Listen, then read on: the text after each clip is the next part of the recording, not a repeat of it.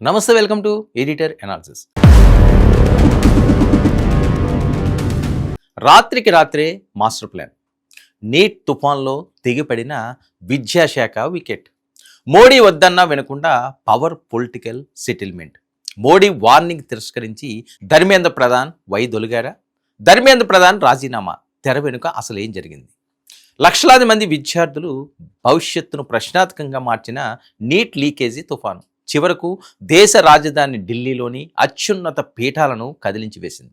నెలల తరబడి సాగిన వీధి పోరాటాలు, అర్ధరాత్రి వరకు సాగిన రహస్య చర్చలు, ప్రధాని కార్యాలయం పంపిన హెచ్చరికలు, వీటన్నింటి మధ్య భారత రాజకీయ చరిత్రలోనే అతిపెద్ద పొలిటికల్ డ్రామా ఆవిష్కృతం అయింది. కేంద్ర విద్యాశాఖ మంత్రి ధర్మేంద్ర ప్రధాన్ పీఠం ఖాళీ అయింది. ప్రధాని నరేంద్ర మోడీ స్వయంగా వద్దు అని వారించిన రాజీనామా పరిష్కారం కాదు అని క్లాస్ తీసుకున్న చివరికి ధర్మేంద్ర ప్రధాన్ రాజీనామా లేఖపై సంతకం చేయక తప్పలేదు. అసలు చర్చల కంటే ముందే రాత్రికి రాత్రి ఏం జరిగింది? జంతర్ మంతర్ వద్ద వీస్తున్న నిరసన గాలి సౌత్ బ్లాక్ గోడలను ఎలా కుదిపేసింది? కాక్రోచ్ జనతా పార్టీ ఇచ్చిన డెడ్ లైన్ మోడీ సర్కార్కు ఎందుకు చెమటలు పట్టించింది? కథలో లేని అసలు కథ, హైడ్రామా వెనుక ఉన్న డార్క్ పొలిటికల్ సీక్రెట్ ఇప్పుడు డీటెయిల్గా చూద్దాం. ఢిల్లీలోని జంతర్ మంతర్ వేలాది మంది విద్యార్థులు నిరుద్యోగ యువత ఎండను వానను లెక్క చేయకుండా చేస్తున్న నిరసనలు. దేశంలో అత్యంత ప్రతిష్టాత్మకమైన నీట్ పరీక్ష లీకేజీ వ్యవహారం ఒక్కసారిగా రాజకీయ ప్రకంపనలు సృష్టించింది. దేశవ్యాప్తంగా ఉన్న దాదాపు 24 లక్షల మంది విద్యార్థుల భవిష్యత్ అంధకారంలోకి నెట్టబడడంతో ఆ ఆక్రోశం వీధుల్లోకి వచ్చింది.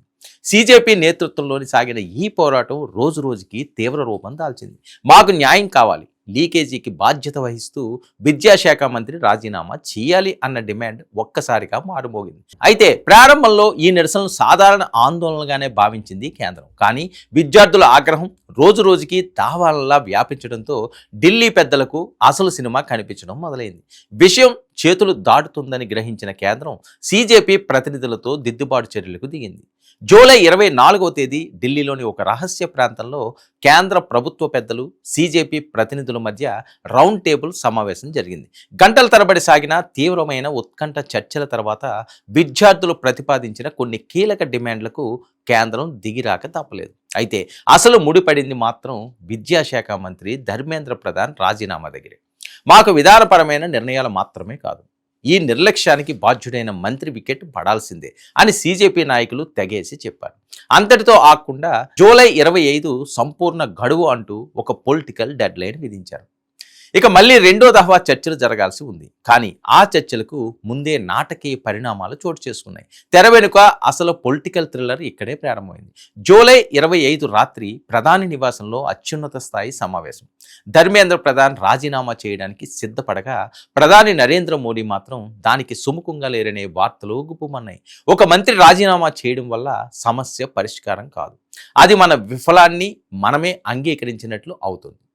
పైగా ప్రతిపక్షాలకు, ఆందోళనకారులకు ఇది మరింత బలాన్ని కూడా ఇస్తుంది. మనం వ్యవస్థను ప్రక్షాళన చేద్దాం కానీ రాజీనామా మార్గం వద్దు అని ప్రధాని స్పష్టం చేసినట్లు టాక్ నడిచింది.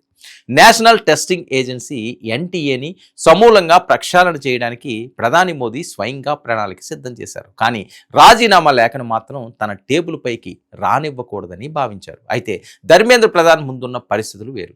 ఒకవైపు వీధుల్లో తగ్గేదేలే అంటూ విద్యార్థుల నిరసనలు, మరోవైపు పార్లమెంట్ లోపల విపక్షాల ఘాటు విమర్శలు, అన్నిటికీ మించి పత్రికలు, సోషల్ మీడియాలో వస్తున్న నిరంతర ఒత్తిడి. ప్రతిరోజు మీడియా ముందుకు రావడం, విమర్శలకు సమాధానం చెప్పుకోలేక నీరుగారిపోవడం ధర్మేంద్ర ప్రధాన్కు పెద్ద సవాలుగా మారింది. ఇక ఈ పదవిలో కొనసాగడం వ్యక్తిగతంగా, పార్టీ పరంగా తీవ్ర నష్టం అని ఆయన భావించారు. ఇక ప్రధాని వద్దన్నా వినకుండా జరగాల్సిన చర్చల కంటే ముందే నా నైతిక బాధ్యతగా వైదొలుగుతున్నాను అని ప్రకటిస్తూ తన రాజీనామా లేఖను పంపించేశారు. ఇక చర్చల ప్రక్రియ మధ్యలో ఉండగానే ధర్మేంద్ర ప్రధాన్ హఠాత్తుగా వేసిన ఈ పాచిక సౌత్ బ్లాక్ను తీవ్ర దిగ్భ్రాంతికి గురి చేసింది. కేంద్ర ప్రభుత్వం దిగిరాక తప్పలేదు. అయితే దీని వెనుక ఒక మాస్టర్ పొలిటికల్ స్పాట్ గేమ్ ఉందనే ప్రచారం కూడా సాగుతుంది. ఇక చర్చల్లో సీజేపీ ఒత్తిడికి లొంగి రాజీనామా చేయిస్తే అది విద్యార్థుల విజయం కింద లెక్కించబడుతుంది. అదే చర్చలకు ముందే స్వచ్ఛందంగా రాజీనామా చేస్తే ప్రభుత్వమే స్వయంగా నైతిక బాధ్యత తీసుకుంది అని ప్రజల్లోకి తీసుకెళ్లవచ్చనే వ్యూహాత్మక ఆలోచనతోటే ఈ రాజీనామా డ్రామా నడిచిందనేది రాజకీయ విశ్లేషకుల అంచనా.